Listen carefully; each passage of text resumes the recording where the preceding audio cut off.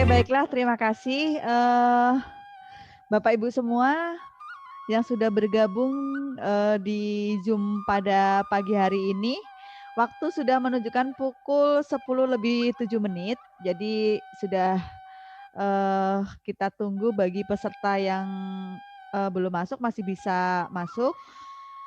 Yang kami hormati Ibu Satyawati selaku Direktur Utama PT Aji Dharma Corporindo. Yang kami hormati pula Dr. Novi Febrianti dari Universitas Ahmad Dahlan Yogyakarta. Yang kami hormati Bapak Hari Jatmiko dan seluruh peserta webinar pada yang saya cintai dan saya banggakan yang tidak bisa saya sebutkan satu persatu. Ya. Buat apa pergi ke pesta kalau tidak bisa makan di tempat? Selamat datang para peserta. Semoga webinar pada hari ini memberikan manfaat. Dan tema webinar pada pagi hari ini adalah pentingnya personal hygiene dalam mewujudkan keamanan pangan di era new normal pasca pandemi COVID-19. Ya, jadi acara nanti sekitar 2 jam. Semoga nanti acara berjalan dengan lancar dan baik. Dan sekali lagi terima kasih pemaparan materinya. Nah, kemudian saya stop share ya, Mbak. Siap. Oke. Sekali lagi untuk Bapak Ibu peserta webinar yang belum mengisi form registrasi, mohon diisi untuk sebagai acuan dasar kita memberikan atau mengirimkan nanti e-sertifikat untuk Bapak Ibu semua. Kemudian jangan lupa untuk pertanyaan atau segala sesuatu hal yang bisa kita diskusikan bersama, mohon bisa ditulis di chat room yang ada. Jangan lupa tulis dari Bapak atau Ibu siapa, dari instansi mana, kemudian ditujukan untuk Dr. Novi atau Bapak Hari Jatmiko. Ya, semoga nanti kita bisa sama-sama belajar, sama-sama sharing informasi.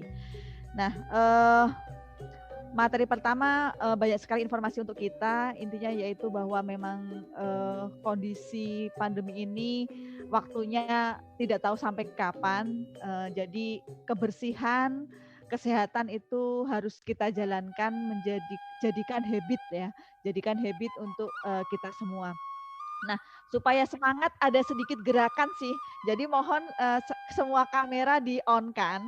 Jadi ini ada sedikit gerakan yang mungkin kita akan mengingat atau bisa menjadikan kita selalu waspada, selalu ingat dan kita bisa lakukan sehari-hari. Jadi saya contohkan dulu ya. Jadi kita bersih, kita sehat, Indonesia kuat. Ya. Nanti kita lakukan bareng-bareng ya. Kita bersih, kita sehat, Indonesia kuat. Oke, simpel kan? Oke, semua mohon supaya kita juga bisa semangat untuk nanti mendapatkan materi yang kedua dan melengkapi untuk materi yang pertama ya. Kita lakukan 3 kali aja. Oke? Saya aba-aba dulu ya. Sambil teriak boleh, sekalian kita biar fresh, biar aura-aura negatif kita bisa terbuang untuk kita bisa mendapatkan aura positif. Oke, 1, 2, 3. Kita bersih, kita sehat, Indonesia kuat. Oke, ulangi. Satu lagi. Kita bersih, kita sehat, Indonesia kuat. Oke, kompakin. Sekali lagi bonus. Jadi 3 kali ya. 1, 2, 3. Kita bersih, kita sehat, Indonesia kuat. Oke, terima kasih, tepuk tangan untuk kita semua. Sip. Oke, ya udah seger, udah matanya udah nggak ngantuk lagi, nggak perlu kopi ya. Kita lanjutkan untuk materi yang kedua. Nah, materi kedua ini akan melengkapi, menyempurnakan materi yang pertama dari Dr. Novi Febrianti. Jadi materi yang kedua ini akan disampaikan oleh Bapak Harijatmiko. Siapakah beliau? Beliau adalah National Product Manager di PT Aji Dharma Corporindo. Dan beliau lahir di kota Yogyakarta. Jadi kalau Ibu Novi sekarang dinasnya di Yogyakarta, ini Pak Harijatmiko dari Yogyakarta, dinasnya di Jakarta. Jadi beliau lahir di Yogyakarta pada 16 November 1973 dan beliau sudah berpengalaman menjadi narasumber di berbagai seminar di Indonesia, jadi sejak 2006. Nah, saat ini memang beliau berdinas di PT Aji Dharma Corporindo sebagai National Product Manager. Nah, untuk materi yang kedua yang akan disampaikan oleh Bapak Harijatmiko ini adalah tentang bagaimana meningkatkan performa cleaning dan sanitasi pasca pandemi COVID-19. Ya, jadi kita dalam kondisi yang serba terbatas atau kondisi yang membuat kita melakukan segala sesuatu nggak bisa seperti dulu yang bisa A, B, C, D. Jadi dengan segala keterbatasan kita memang tetap harus meningkatkan performa. Nah, makanya untuk materi yang kedua ini melengkapi materi yang pertama yaitu tentang bagaimana meningkatkan performa cleaning dan sanitasi pasca pandemi COVID-19. Ya, ini akan disampaikan oleh Bapak Harijatmiko sebagai National Product Manager di PT Aji Dharma Corporindo. Oke, untuk mempersingkat waktu dan jangan lupa sekali lagi saya ingatkan untuk pertanyaan-pertanyaan bisa langsung Bapak Ibu ketik di chatroom yang ada, tulis dengan Bapak Ibu siapa, dari instansi mana dan ditujukan oleh siapa. Oke, materi yang kedua, waktu dan tempat saya persilakan untuk Bapak Harijatmiko. Monggo Bapak.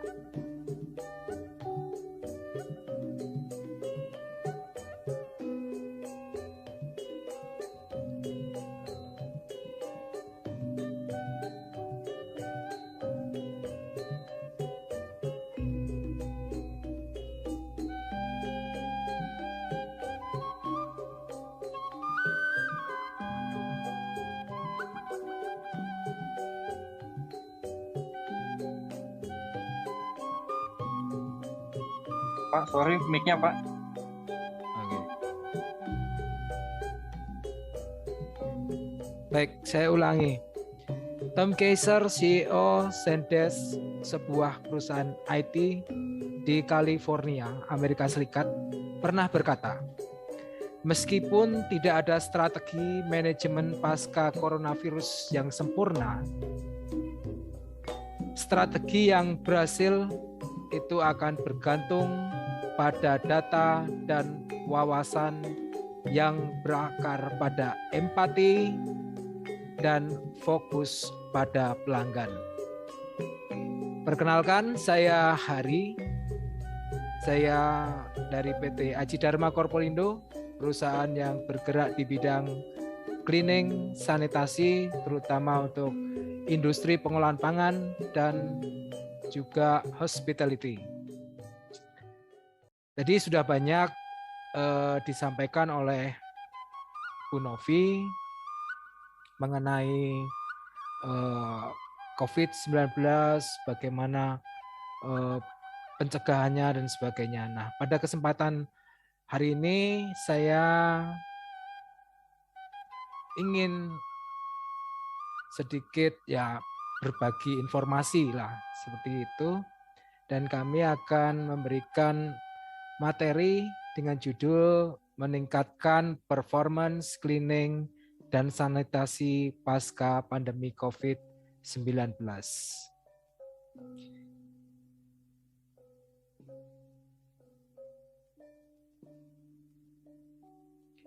Bapak, Ibu, dan saudara-saudara sekalian, kasus COVID-19 di tempat kerja, terutama di industri, juga ternyata masih terjadi.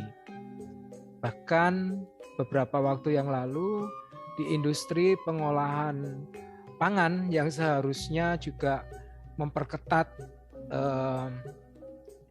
pencegahan terhadap masuknya kontaminasi itu ternyata terjadi juga di daerah Pati, Jawa Tengah.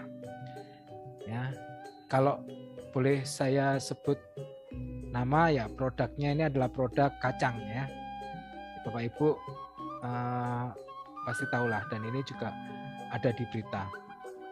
Tidak tanggung-tanggung mereka terkontaminasi atau terpapar virus COVID ini. Ada 652 orang karyawannya yang terpapar COVID. Nggak tahu dari jumlah berapa ribu orang ya. Yang jelas ada 652 karyawan itu terpapar COVID-19.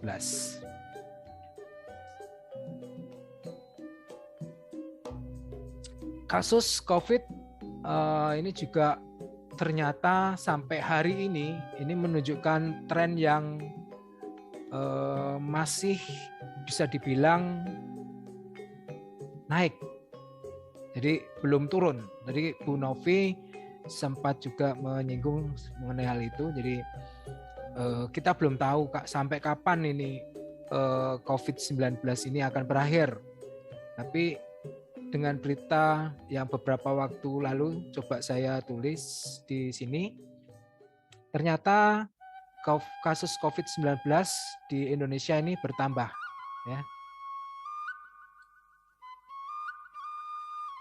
Jadi untuk memperketat protokol kesehatan, pemerintah beberapa waktu yang lalu telah mengetatkan prokes kesehatan, terutama di tempat kerja, yaitu lewat surat edaran Menteri Perindustrian nomor 3 tahun 2021.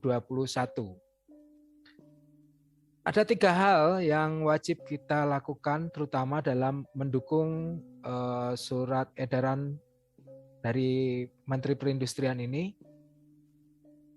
Yang pertama adalah memberlakukan protokol kesehatan ini secara ketat dan konsekuen, baik di internal perusahaan industri maupun di kawasan industri. Kemudian yang kedua, physical distancing dalam semua aktivitas kerja. Ya, ini harus jaga jarak.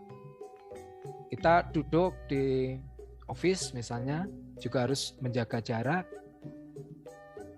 Seperti itu. Kemudian juga pastinya juga menggunakan masker dan cuci tangan itu sudah suatu hal yang wajib. Kemudian yang ketiga, tadi higiene dan sanitasi harus lebih intensif. Kalau kemarin misalnya awal-awal itu hanya pada saat minggu misalnya proses sanitasi atau cleaningnya, nah sekarang harus lebih intensif lagi. Setiap hari itu katakanlah untuk area perkantoran bisa dilakukan intensif setiap hari, sebelum karyawan itu masuk, setelah karyawan itu pulang, itu semua dilakukan cleaning sanitasi, terutama untuk daerah-daerah atau tempat-tempat yang boleh dibilang kritis atau tempat-tempat kritikal.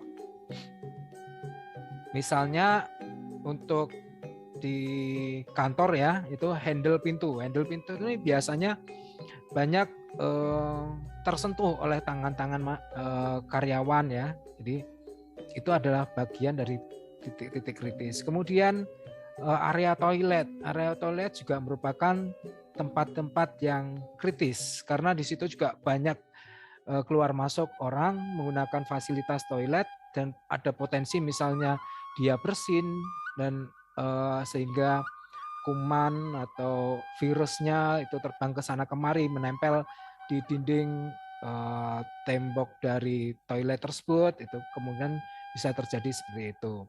Kemudian gagang tangga, biasanya orang mau naik tangga itu biasanya menyentuh tangga ya kan. Nah, itu bagian-bagian yang sifatnya kritikal dan itu mesti harus intensif, harus dibersihkan, disanitasi, dilap menggunakan bahan sanitasi dan sebagainya. Biasanya untuk hal-hal semacam ini banyak industri yang masih mungkin sedikit mengabaikan, dalam tanda kutip ya, mengabaikan atau melupakan untuk critical poin di daerah-daerah ini, karena mereka lebih fokus pada bagian-bagian yang biasanya harus di cleaning, disanitasi ya, terutama alatnya. Tapi kalau misalnya itu peralatan yang digunakan bersama, itu jarang dilakukan sanitasi. Misalnya kalau di pabrik itu ada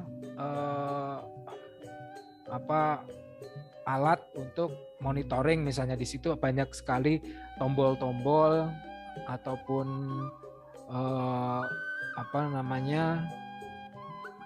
yang sering disentuh oleh banyak orang berganti-gantian. Ganti shift, pastikan ganti orang, dan mereka mengoperasikan peralatan yang sama. Nah, apakah di situ dilakukan sanitasi sebelum dilakukan operasionalnya? Ya. Nah, ini jarang juga dilakukan. Saya kira seperti itu. Terkait dengan COVID ini, pertanyaan yang muncul adalah, bisakah COVID ini menular melalui pangan? Tadi Bu Novi sempat menyinggung. Jadi ternyata tidak ada laporan COVID-19 itu yang ditularkan melalui pangan, ya, melalui pangannya ya. Namun Badan Otoritas Keamanan Pangan ini tetap melakukan atau menekankan pentingnya industri pangan untuk selalu secara disiplin, bertanggung jawab, melaksanakan praktek kebersihan dan higiene yang baik.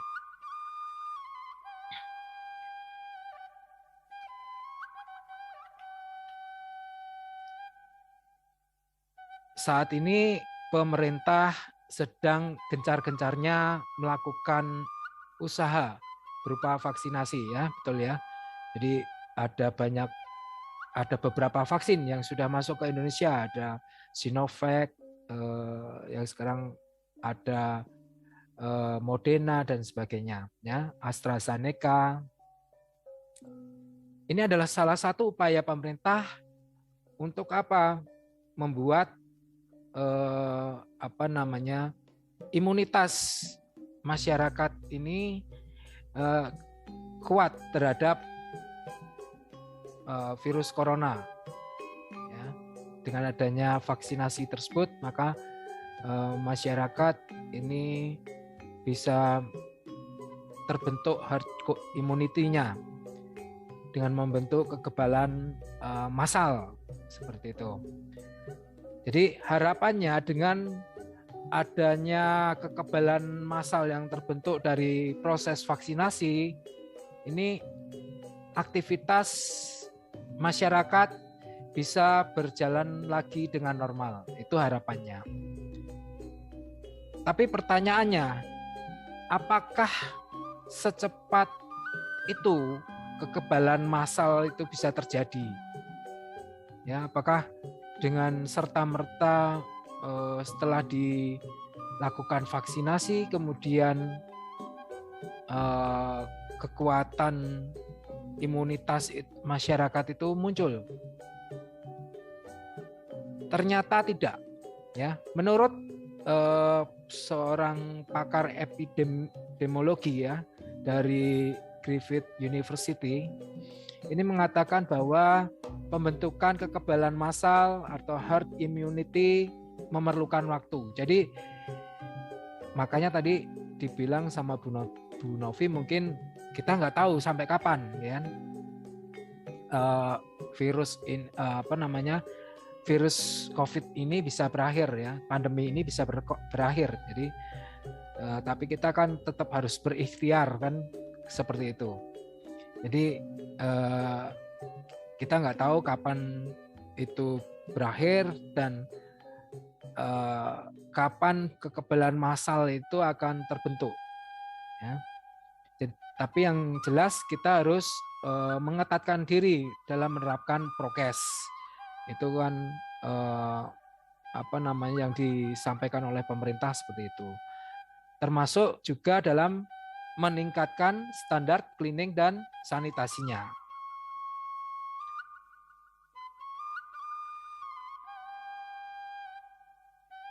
Jadi termasuk tadi untuk food safety ya. Jadi tidak hanya untuk kepentingan pribadi,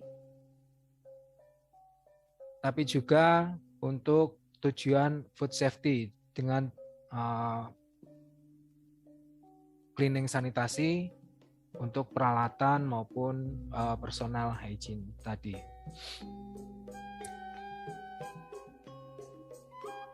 Kemudian dalam upaya menerapkan food safety ini tidak boleh terlewatkan dalam menentukan titik-titik kritis. Nah, yang pertama ini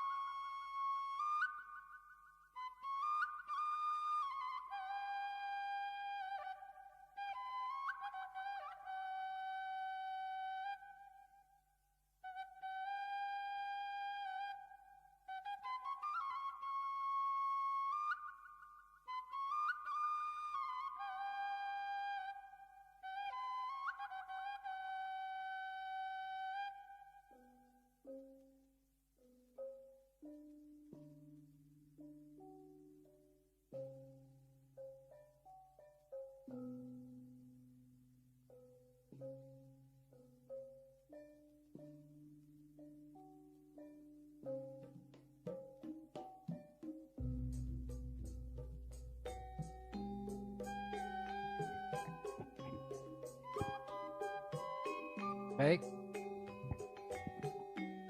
Mohon maaf sebelumnya ada gangguan teknis.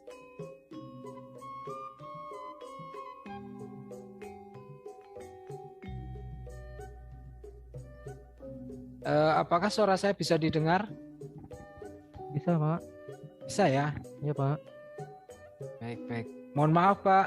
Tadi ada gangguan teknis, jadi kita terputus semua. Oke. Mohon maaf ya Bapak Ibu semua. Mohon maaf. Bu. Oh, oke. Biasa ya, Pak ya? Aduh. Oke. Baik, Boleh kita lanjut ya? Monggo Pak Hari dilanjut, Pak. Baik, terima kasih Bu Rina. Jadi ada 3 hal yang terkait dengan food safety yang harus diperhatikan titik-titik kritisnya. Yang pertama yaitu potensi kotoran yang dapat menimbulkan kontaminasi. Nanti akan saya jelaskan satu persatu. Yang kedua, proses cleaning yang tidak optimal. Bagaimana proses cleaning itu tidak optimal nanti juga akan saya sampaikan. Kemudian proses cleaning dan sanitasi yang tidak kompatibel. Ini produknya ya.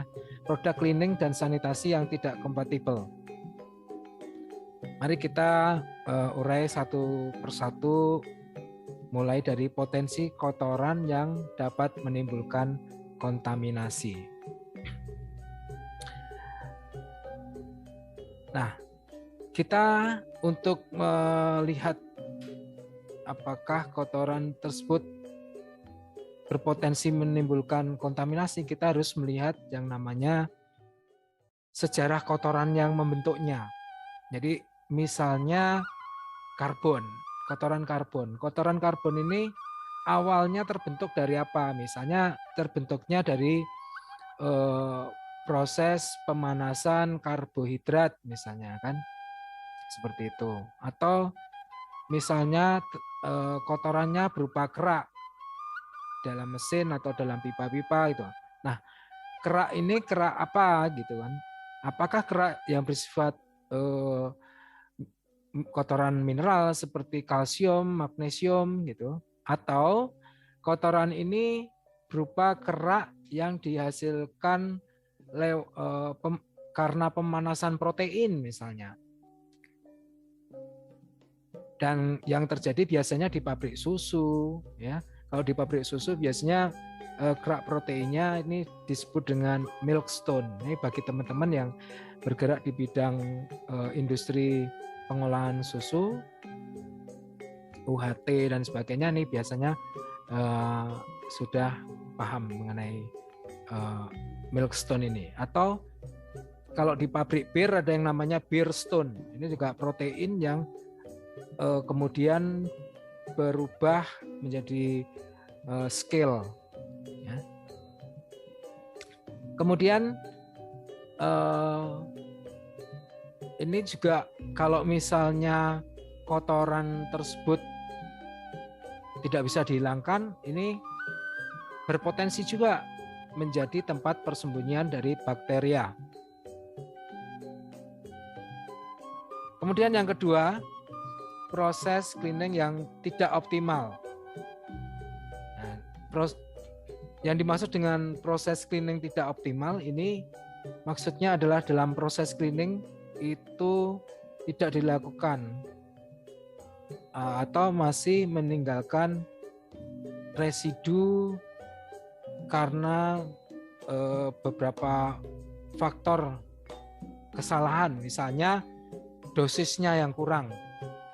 Kemudian kontak time-nya yang juga pendek sehingga proses cleaning-nya ini kurang.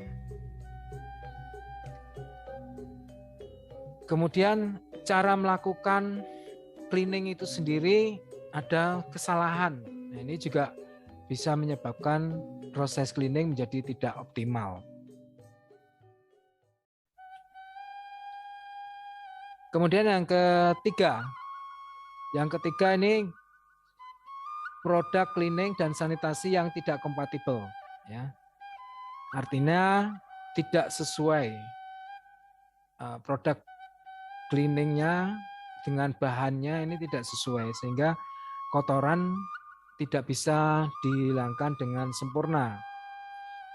Jadi kalau misalnya itu bahan sanitasi, kita menggunakan kita menggunakan sanitasi yang misalnya untuk menghilangkan bakteri gram positif, ya. Misalnya yang berbasis quaternary ammonium. Padahal bakterinya adalah bakteri gram negatif misalnya. Nah, ini tidak kompatibel artinya. Jadi secara sanitasi benar disanitasi, tetapi nggak cocok gitu, sehingga tidak semua bakterinya bisa dimatikan. Nah, Bapak dan Ibu serta saudara-saudara sekalian, jadi ada 3 yang bisa saya simpulkan. Yang pertama, protokol kesehatan. Jadi kita memberlakukan secara ketat protokol kesehatan ini supaya ya artinya menjamin karyawan kita untuk tetap sehat, dan protokol kesehatan ini tidak hanya dilakukan juga di internal, tetapi bagaimana kita juga menyampaikan pada seluruh tim kita ini protokol kesehatan menjadi budaya. Jadi ketika mereka di luar pabrik, di luar kantor, mereka tetap melakukan prokes dengan baik dan benar, dan itu bisa menjadi budaya. Kemudian yang kedua, program cleaning dan sanitasi. Ini kita perlu menentukan critical point, titik-titik kritis dengan cara yang tepat sehingga cost efisiensi dan food safety-nya bisa tercapai. Jadi katakanlah tidak mubazir untuk melakukan cleaning dan sanitasinya, ini tidak mubazir, artinya cost efisiensinya bisa tercapai. Kemudian yang ketiga adalah menerapkan SOP yang baru sesuai dengan kondisi yang terbaru di saat ini, ya. Bagaimana sesuai dengan mandat dari ISO 9001/2015 mengenai titik kritis, ya, risiko manajemen dan sebagainya. Demikian yang bisa saya simpulkan melengkapi apa yang sudah disampaikan dari Bu Novi tadi. Jadi kalau Bapak Ibu sudah melakukan cleaning sanitasi tapi kok hasil TPC-nya atau swab-nya ini masih tidak masuk standar, maka perlu dianalisa dengan 3 hal yang tadi saya sampaikan di muka tadi, dan kami siap untuk membantu mengenai konsultasi solusi, kemudian produk dan rekomendasi. Silakan nanti bisa menghubungi Sarah dan Nanda di nomor telepon yang tertera di leaflet, ya. Baik, saya tutup dengan tadi kalau Bu Rina pakai pantun, saya juga nggak mau kalah. Sumatera tempatnya Gunung Sinabung. Di sana mengalir juga Sungai Musi. Cari produk pembersih nggak usah bingung. Aji Dharma Korporindo pasti punya solusi. Terima kasih. Wassalamualaikum warahmatullahi wabarakatuh. Waalaikumsalam warahmatullahi wabarakatuh. Oke, terima kasih Bapak Hari. Kita kasih aplaus juga untuk Bapak Hari. Baik, materi kedua sudah selesai disampaikan oleh Bapak Hari Jatmiko. Jadi alhamdulillah ya, untuk pada webinar pada hari ini kita mendapatkan 2 materi yang saling melengkapi. Jadi bagaimana kita harus tahu, kita harus mengerti bahwa pandemi ini tidak tahu sampai kapan. Jadi kita harus mengenal apa itu virus corona, bagaimana dia seperti apa. Yang tadi sudah disampaikan oleh Dr. Novi, kemudian jadikanlah hidup sehat sebagai habit atau budaya kita, baik di lingkungan diri sendiri, keluarga, lingkungan kerja maupun lingkungan di luar sana. Kemudian pentingnya kebersihan, pentingnya hygiene, cleaning, sanitasi, baik diri sendiri dan khususnya kita yang bekerja di perusahaan, apalagi perusahaan pengolahan makanan, ya. Jadi tadi sudah juga dijelaskan secara rinci oleh Bapak Hari Jatmiko. Nah, sebelum kita melanjut ke tanya jawab, sebelum saya buka sesi tanya jawab, kita virtual foto bersama dulu ya Bapak Ibu peserta webinar. Jadi mohon dibantu buka kamera lagi, kita pose terbaik untuk Bapak Ibu semua. Mohon dibuka kameranya, kita foto virtual dulu untuk dokumentasi. Ya, saya hitung 1, 2, 3. Oke. Pose bebas.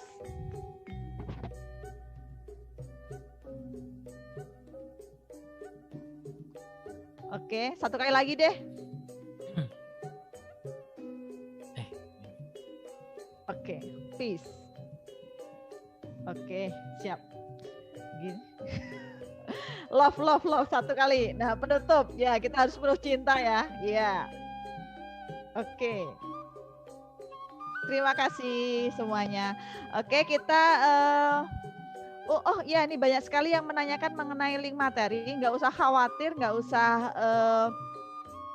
bingung, nggak usah panik. Jadi nanti untuk materi dari pemaparan materi pertama maupun kedua akan kita bagikan linknya di akhir nanti webinar akan kita share di chat room untuk materinya. Kemudian juga nanti ada juga yang kita akan share melalui email. Nah, pertanyaan saya buka biar saya kan nggak hanya melihat muka ganteng dan cantiknya, saya juga pengen dengar suaranya. Saya akan buka sesi pertanyaan secara langsung. Monggo untuk Bapak Ibu, untuk adik, untuk kakak yang mau bertanya secara langsung. Nah, nanti boleh langsung disampaikan pertanyaan mau ditujukan untuk Dr. Novi Febrianti atau untuk Bapak Harijat Miko. Ya, monggo. Bisa sharing-sharing juga, siapa tahu Bapak Ibu kan pasti lebih berpengalaman ya, lebih aplikatif di dalamnya dan pastinya akan lebih kompleks karena merupakan perusahaan atau pabrik pengolahan ataupun pelayanan ya, dan pengalamannya juga pasti kita berbeda-beda. Monggo kita saling belajar bersama karena ilmu kan untuk dibagikan pasti akan memberikan manfaat orang lain, nggak akan ada ruginya. Monggo siapa? Boleh ini sebentar. Sudah ada belum nih? Saya nggak bisa melihat semuanya. Boleh bersuara atau ini lambaikan tangan? Ada yang mau bertanya atau sharing? Sudah ada di chat itu, Mbak Rina. Ada yang bertanya di Sebentar. chat. Di chat ada juga ya. Saya sebenarnya pengen yang secara langsung dulu nih. Biar dengar suaranya ya Bu ya. Sebentar. Saya ketik. Sorry ya. Ini nggak ada yang mau nih secara langsung nih.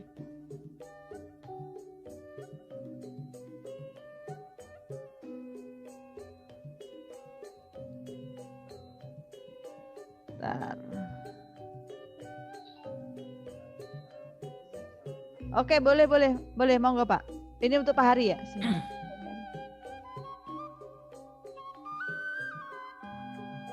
Ya. Ya, monggo Pak. Baik, ini kaitannya dengan disinfektan ya, pemakaian disinfektan menyebabkan cemaran kimia bagi produk Indonesia. Bagaimana takaran? Oke, untuk takaran biasanya untuk disinfektan ada istilahnya food contact surface. Food contact surface itu kalau misalnya disinfektan itu kontak dengan permukaan makanan ya, misalnya kalau itu peralatan biasanya dilewati jalur makanan atau wadah katakanlah gitu, biasanya pakai takaran 200 ppm maksimal 200 ppm, tidak boleh lebih dari 200 ppm. Aturan itu dari mana? Aturan itu dari EPA, Environment Protection Agency, itu dari Amerika ya. Aturannya seperti itu. Jadi untuk pemakaian atau dosis dari disinfektan tidak boleh lebih dari 200 ppm khusus untuk permukaan dengan makanan. Tapi kalau bukan kontak dengan makanan, misalnya untuk sanitasi lantai, sanitasi udara itu bisa lebih dari 200 ppm. Nah, kemudian ada lagi nih, kalau misalnya ini untuk pencucian ikan atau pencucian ayam biasanya maksimal dipakai 5 ppm. Ini yang saya tahu ya. Ada yang lebih rendah lagi dari 50 ppm, tergantung dari biasanya permintaannya buyer. Kalau misalnya dia harus ekspor ke Jepang, ini biasanya dosis klorinnya bisa lebih tinggi. Itu setahu saya. Terima kasih Bu Rina. Baik, sama-sama Pak. Ini ada lagi Pak. Siang Pak, saya mau tanya, apakah boleh mempekerjakan karyawan yang memiliki penyakit bawaan seperti jantung, hipertensi, atau diabetes di bagian produksi? Karena adanya peluang langsung dengan pengolahan pangan. Nah, ini bagaimana? Ini Bu Novi mungkin bisa bantu jawab ini yang... Iya. Ini yang pertanyaan Bu Erika ya. Bentar. Itu yang Pak Gilbert dulu itu tadi Pak. Siang Pak mau tanya apakah boleh mempekerjakan karyawan yang memiliki penyakit bawaan seperti jantung, hipertensi, atau diabetes di bagian produksi karena adanya peluang pencemaran penyakit dari karyawan akan muncul apabila berhubungan langsung dengan pengolahan pangan.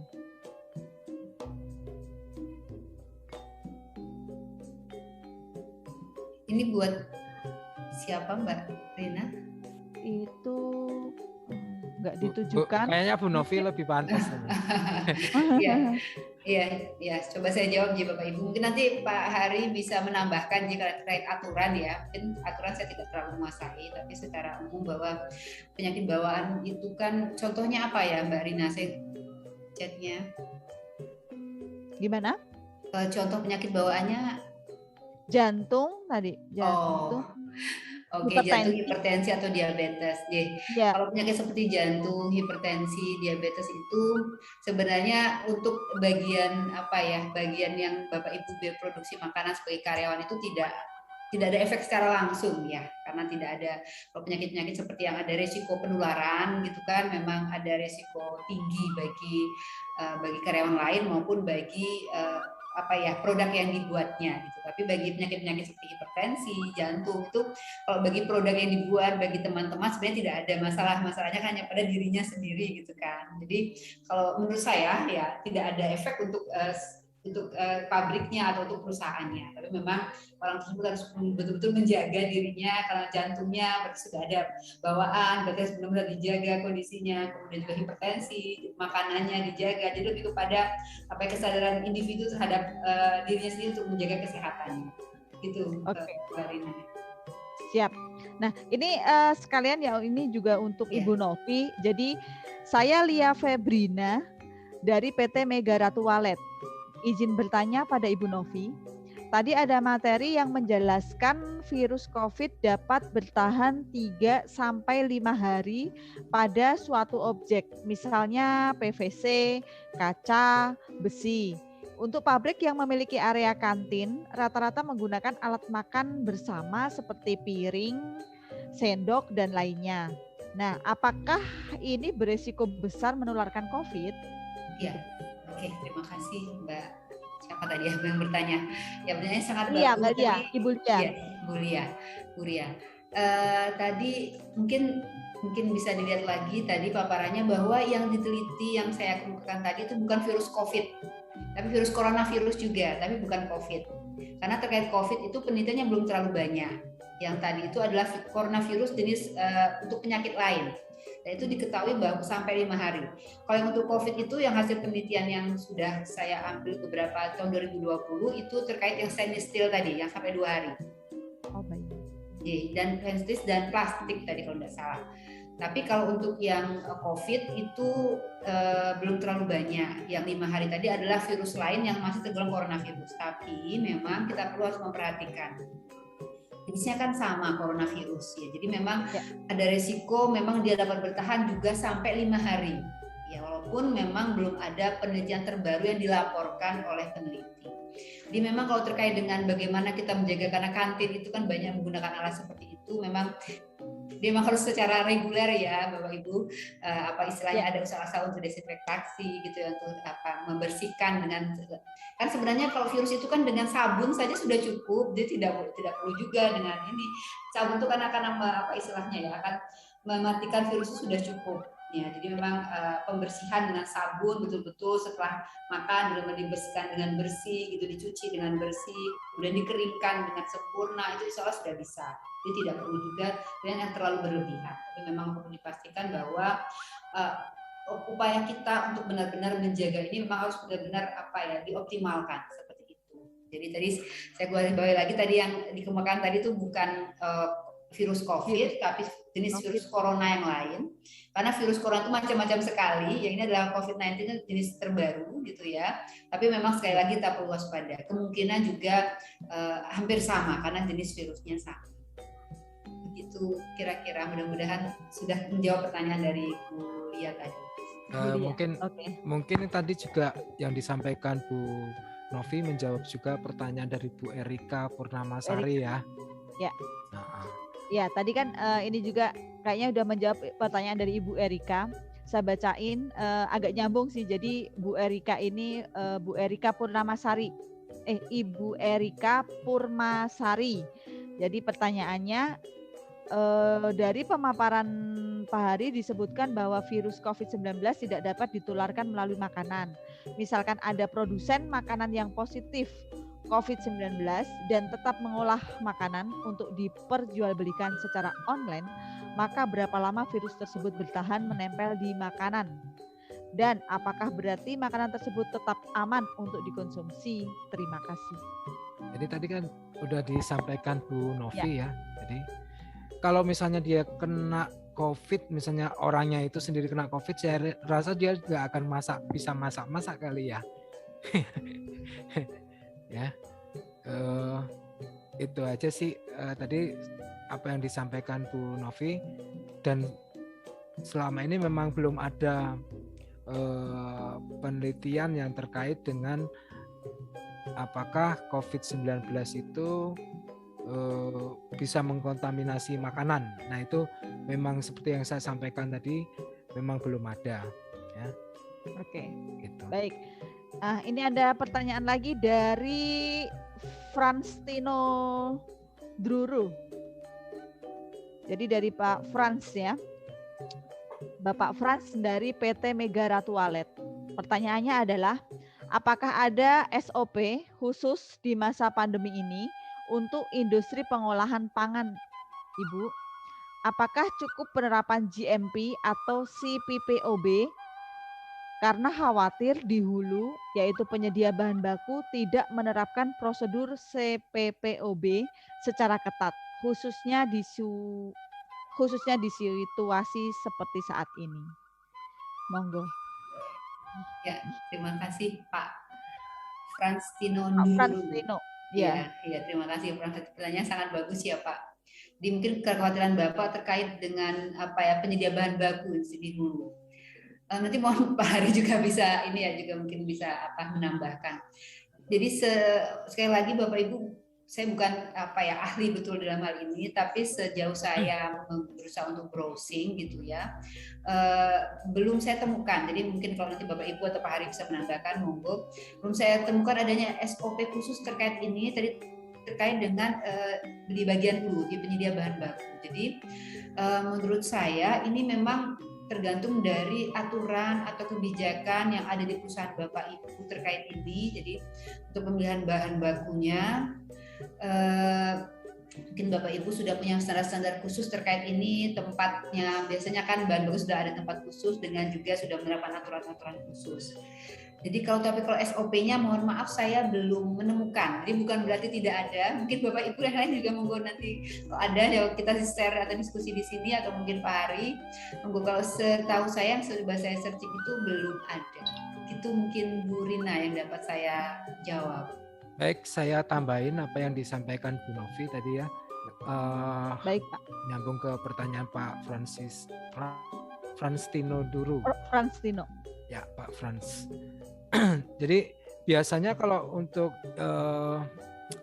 industri-industri terkait dengan supplier, Pak, itu sebelum mereka menjadi supplier ada namanya audit supplier dulu. Jadi dari pihak Bapak itu melakukan audit ke calon suppliernya, apakah mereka itu menerapkan, misalnya kalau itu terkait dengan COVID, apakah mereka menerapkan protokol-protokol COVID yang ketat, seperti apa protokolnya, kemudian apakah mereka menerapkan sistem yang ada di ISO misalnya untuk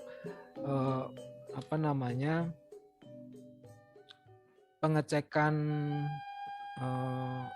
untuk produknya, misalnya income pada saat pengiriman seperti apa gitu, tracingnya apakah mereka punya. Nah seperti itu atau hal-hal yang seperti itu yang perlu Bapak lakukan untuk audit supplier. Saya kira itu yang bisa saya tambahin, Bu Rina. Ya, sesuai sama informasi yang dari Pak Hari tadi, memang saat ini ya, selama masa pandemi ini, apalagi mulai awal tahun 2021, ini terjadi juga di beberapa pelanggan kita, yaitu pelanggan PT Aji Dharma Corporindo. Jadi memang para pelanggan yang sebelumnya belum pernah kerjasama ataupun yang telah kerjasama memang melakukan audit supplier. Jadi mereka selalu membuat janji untuk bisa melakukan audit supplier jadi audit ke kita. Jadi walaupun secara virtual ya, karena kondisi memang tidak bisa memungkinkan. Jadi mereka memang untuk memastikan bahwa apakah benar nih yang mau kawin sama saya, yang mau kerja sama saya, yang mau support terkait hygiene sanitasi, apalagi nanti akan berhubungan dengan produk yang dikonsumsi ya, produk pangan ya. Jadi mereka memang memastikan bahwa PT ini, supplier ini benar-benar punya tujuan misi yang sama, punya prokes yang ketat, dan sama-sama kita memang tujuannya itu sama untuk menghasilkan produk pangan yang memang tidak hanya bermutu tapi memang aman untuk dikonsumsi untuk masyarakat umum. Sekarang memang SOP seperti itu mungkin sudah ditambahkan ya di sebagian besar perusahaan-perusahaan, baik itu pengolahan makanan minuman maupun tapi yang lebih konsen itu yang pengolahan makanan dan minuman. Itu tambahan informasi. Nah, apakah masih ada lagi yang mau di-share atau ditanyakan oleh Bapak Ibu semua? Misalnya mau secara langsung juga masih dibuka. Bapak Ibu kalau mau lebih mantep gitu. Kalau mungkin waktunya di sini terbatas, bisa konsultasi, Bu Rina? Oh ya, jadi gini Bapak Ibu peserta webinar, ataupun nanti bisa direkomendasikan ke teman-teman atau partner-partner Bapak Ibu semua juga.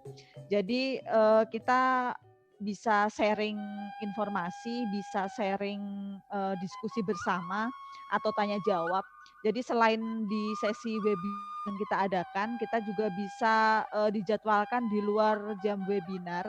Jadi tinggal ajukan saja mau kapan jadwalnya. Jadi nanti Bapak Ibu bisa hubungi ke nomor Ibu Nanda ataupun Ibu Sarah yang ada di leaflet gitu.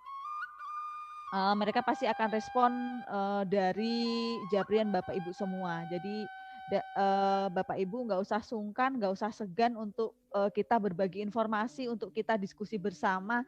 Ya dalam kondisi seperti ini pasti kita dituntut untuk melakukan improvement, untuk melakukan efisiensi, untuk melakukan segala sesuatu yang terbaik. Supaya bisa tetap bertahan, supaya bisa tetap berjalan sesuai target yang telah ditentukan atau target yang kita ingin capai. Dan saya informasikan pula bahwa PT Aji Dharma Corporindo akan mengadakan webinar di bulan September ini 2 kali lagi. Jadi hari Kamis depan dan depannya lagi. Jadi di masa pandemi kita memang perlu belajar, perlu mendapatkan informasi dari mana saja. Salah satunya adalah kita berbagi informasi, berbagi ilmu, berbagi sharing terkait hal-hal yang bisa kita lakukan di kondisi yang sangat terbatas ini. Jadi Kamis depan pun kita juga akan ada webinar lagi dengan tema yang lain lagi, yang berbeda dari tema hari ini. Kemudian 2 minggu lagi, jadi 16 tambah 7, 23 sama tanggal 30, hari Kamis juga kita akan ada webinar lagi, itu dengan tema dan judul yang berbeda juga. Jadi nanti Bapak Ibu bisa pantengin atau bisa ikutin saja IG kita. Jadi IG Aji Dharma Corporindo, di situ juga akan diupdate jadwal-jadwal kapan saja akan kita mengadakan webinar dengan free. Dan kita juga akan berikan sertifikat untuk Bapak Ibu semua. Jadi kita akan belajar bareng, akan melakukan improvement bareng. Jadi Instagram kita di @aji_dharma_corporindo, nanti informasi akan selalu terupdate di situ. Dan evaluasi untuk webinar kali ini juga pasti akan ada nanti tayang di Instagram kita.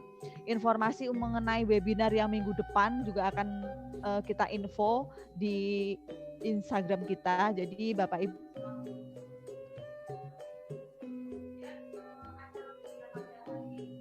bisa follow Instagram kami. Tayangkan di YouTube. Jadi nanti Bapak Ibu semua bisa lihat kembali materi-materi yang tadi disampaikan oleh narasumber pertama, yaitu Dr. Novik, dan juga materi yang kedua oleh Bapak Harijat Miko, itu di YouTube.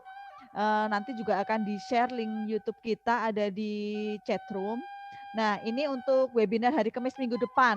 Nah, dengan hari ini kan dengan Pak Harijat Miko dan Ibu Novi, kemudian untuk Kamis depan narasumber yang lain lagi, yaitu ada Dr. Prabang Setiono. Ini dari universitas yang lain lagi.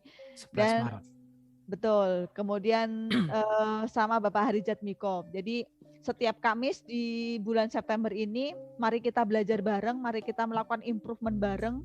Ya kita bisa tetap tumbuh dalam masa pandemi seperti sekarang ini. Nah ini Bapak Ibu semua masih pertanyaan masih bisa disampaikan.